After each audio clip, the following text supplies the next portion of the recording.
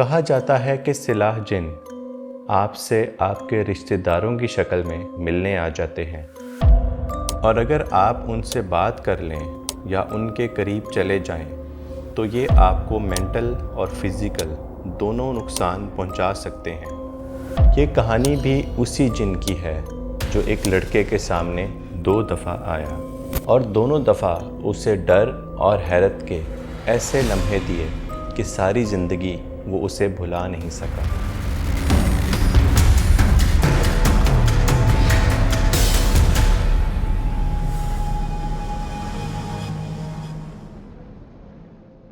मैं उस वक्त सिर्फ 10 साल का था।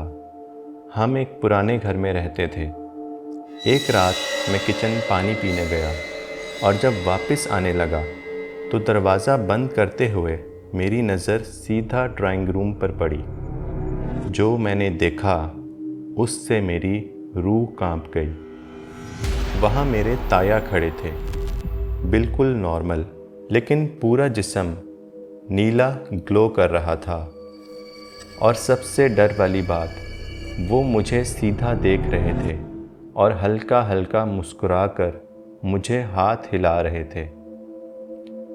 मैं पहले जम गया, समझ नहीं आई, लेकिन वो मंज़र चलता रहा 30 से 40 सेकंड तक। उनका मुस्कुराना और उनका हाथ हिलाना, ये सब एक बहुत अजीब सी बात थी। फिर अचानक मेरे दिमाग में बम फटा। ये कैसे हो सकता है?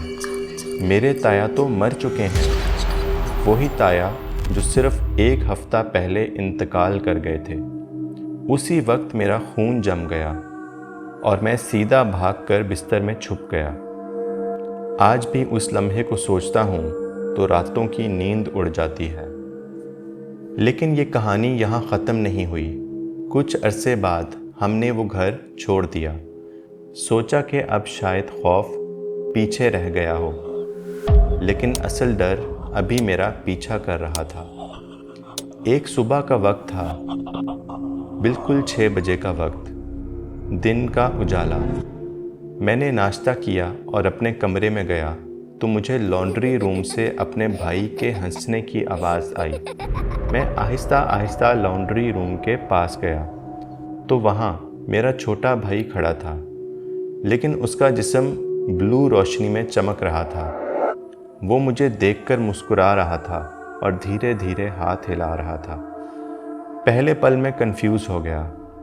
सोचा कि शायद वो सच में लॉन्ड्री रूम में है, लेकिन अगले ही लम्हे मेरा दिमाग झटके से हिल गया। मेरा भाई तो अपने बेड पे सो रहा था। जो वहाँ खड़ा था वो मेरा भाई नहीं था।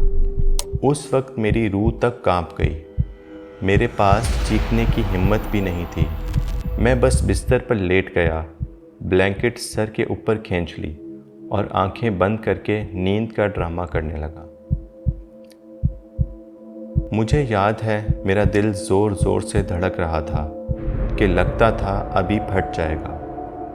और मैं उस दिन समझ गया कि कहीं भी चला जाऊं, ये साया मेरा पीछा नहीं छोड़ेगा।